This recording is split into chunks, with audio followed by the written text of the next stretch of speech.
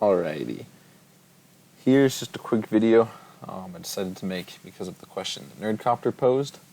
I thought it'd be a good question because I don't want any kind of annoying drama. I'm not going to make this public. I'll make it so anyone in this group that has a link can watch this, and this will just kind of give my opinion on filtering and how that differs from the Betaflight opinion. So here's Nerdcopter's question. He said the Helio FU is a filter that's 10 hertz.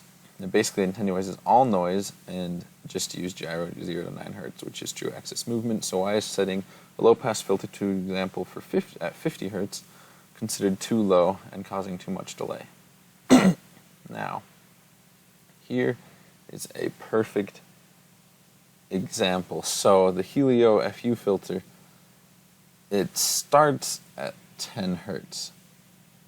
Let me explain that real quick. I'll just pull up the code, and right here it is. So here's the filter that was added when the FU mode was added to the Helio flight controller. Now this is our version of it. We have changed it a little bit, but here's essentially how it works. You've got the set point minus filtered data rate. This right here gives you your error. So this is what your stick is at minus what your gyro's at. So after we filtered the gyro, where's the gyro and where is our stick? So this gives us our error. And so you can see here it takes our error, multiplies it by 3, then takes our gyro and divides it by 4 and adds that to our base of 10. And as you can see, this is a biquad filter. Now if you do the math, a biquad filter at 10 hertz gives you 22 milliseconds of delay. That's a lot, and no quad would fly with that much delay. The reason why we can fly here like this is the whole filtering idea with Helio is how much can we filter and not create a problem. Now the way that we accomplish that is if the quad is following set point, so if the quad is following your stick like you tell it to, then the filters are going to be very low. You know, so if the quad's doing what you want it to, filter a lot. You know, just ignore the rest of the noise that's going on and filter a ton, all the way down to even 10 hertz if the error is 0, which is just crazy low. But as soon as you move your stick or you hit some prop wash or anything happens to move your quad off of set point or off of what your stick command is, that filter will increase, and it can increase quite quickly. And by doing this filter here, it, you know, times where it would be very easy to overfilter, this gets around that and filters more when it can and filters less when filtering becomes an issue.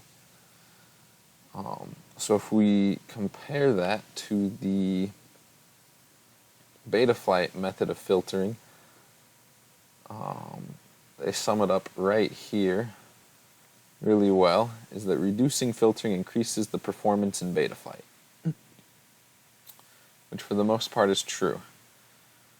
And as you can see, with a low-pass filter, especially a biquad like we have running at 10 hertz, its cutoff will do something like this graph here. So a lot of this high noise just gets completely ignored, and this lower noise, we allow a certain amount of it to come through.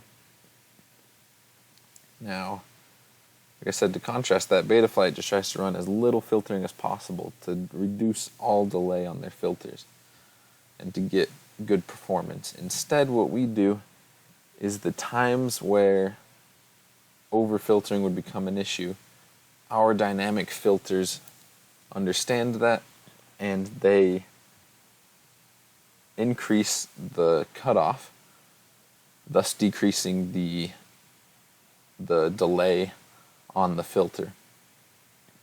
And by doing this, like we've been able to see in tests, you can get really clean quads, and a lot of people have been seeing longer flight times because a lot of that noise that gets let through when you start running really high filters, really high cutoff frequencies for your filters, a lot of that noise that's let through just gets crushed using filters like this.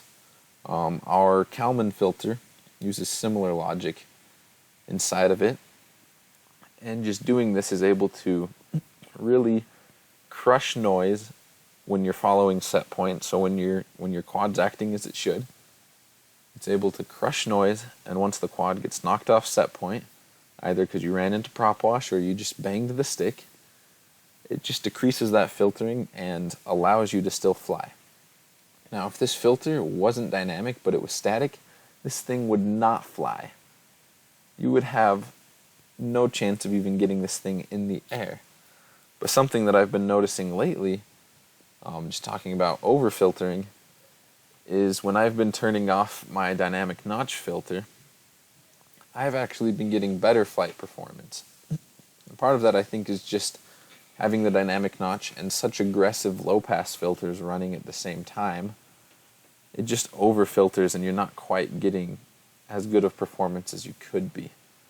I've done more testing with the dynamic notch filter off on whoops, but to be fair, our HelioFlight controllers, for the most part, unless we turn it on, does not use the dynamic notch. And so we know that it's not essential to use the dynamic notch filter to get great flight performance and good filtering. Yeah, that's just kind of the difference between how we think about filtering, how Betaflight does it. They're just all about using notch filters to get high attenuation, right where the peak noise is, whereas, we're more a fan of the low-pass filters and filtering as much as possible, and they're looking to filter as little as possible. But yeah, I thought that would answer your question. You might have some good input now that you've kind of heard more about this. I'm always open to more input on how I can improve things.